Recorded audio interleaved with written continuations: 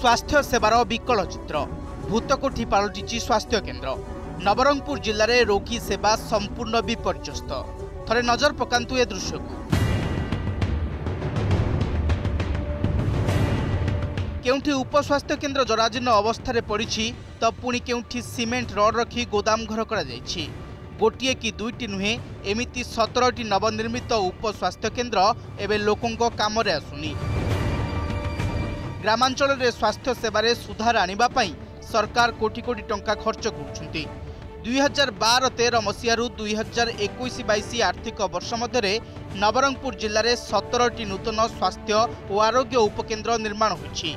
एथिपाई प्राय 4 कोटी टंका मध्य खर्च होइछि।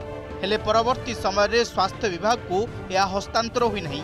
फल रोगी काम आसवा पूर्व नुआ कोठागुड़िक भूतकोठी पलटिछि। कौनसी स्वास्थ्यगत समस्या हेले लोके जिला मुख्य चिकित्सालय किंबा गोष्ठी स्वास्थ्य केन्द्र उपरे निर्भर करछुंती। याकु नै लोकंक मध्यरे असंतोष बढ़िबा सह प्रशासनिक अधिकारी दृष्टि देबाकू दाबी होइछि।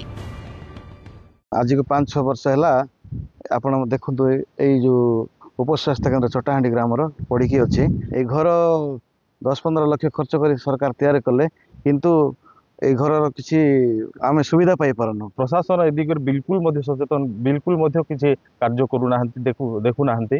जदि अवस्था सरकार एते कोटी कोटी टंका जदि एमती खामखियाली भाव उपयोग न होई जदि रही जिवो पड़ी जिवो ताहे आम पैसा सरकार पैसा बर्बाद ही हबो। ए दिगरे सरकार निश्चित भाव किसी पदक्षेप तुरंत नेबा कथा। नवरंगपुर जिले में 268टी स्वास्थ्य और आरोग्य उपकेन्द्र निर्माण कर 169टी उपकेन्द्र चालू रही। तेबे बड़का 69टी उपकेन्द्र मध्यरु 17टी उपकेन्द्र को एबे सुधा स्वास्थ्य विभाग को हस्तांतर करा जाय नहीं। नवरंगपुर ब्लॉक रो 4टी, तेंतुलीखुंटी ब्लॉक रे 2टी, पापड़ाहांडी ब्लॉक रे 5टी, कोसागुमुड़ा ब्लॉक रे 3टी और डाबुगां, राईघर एवं चंदाहांडी ब्लॉक रे गोटिए लेखाए उपस्वास्थ्य केन्द्र निर्माण सरिबा परे मध्य प्रशासन को हस्तांतर होई नहीं। एने नवरंगपुर सीडीएमओ कहिसंती तुरंत समीक्षा करा जाई खूब शीघ्र कार्यक्रम करने को व्यवस्था करा जिवो। 2013 रु आपण मान देखुथिबे 2024 भितरे प्राय 4 कोटी टंका मूल्य रे आरोग्य केन्द्र गुड़ाक तैयारी होईछि, जहा कि PR department and RD department मिलित ये रे होईछि। खाली भूत कोठी पाल्टी जाइए बिल्डिंग गुड़ाक होईछि से कौन सी बिल्डिंग कार्यकारी होने नवरंगपुर जिले में बर्तमान तो 169टी सब सेंटर काम करुच्ची।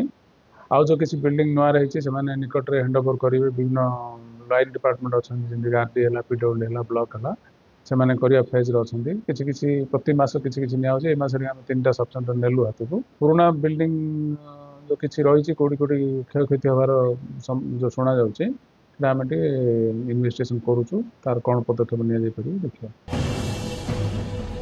एसबु जमिति देहसुआ हो गलानी हेले गरीब रोगीटी तार भाग्य को आदरी केवल जंत्रणा ही भोगुची। नवरंगपुर नवघन विश्वईंक रिपोर्ट ओटीवी।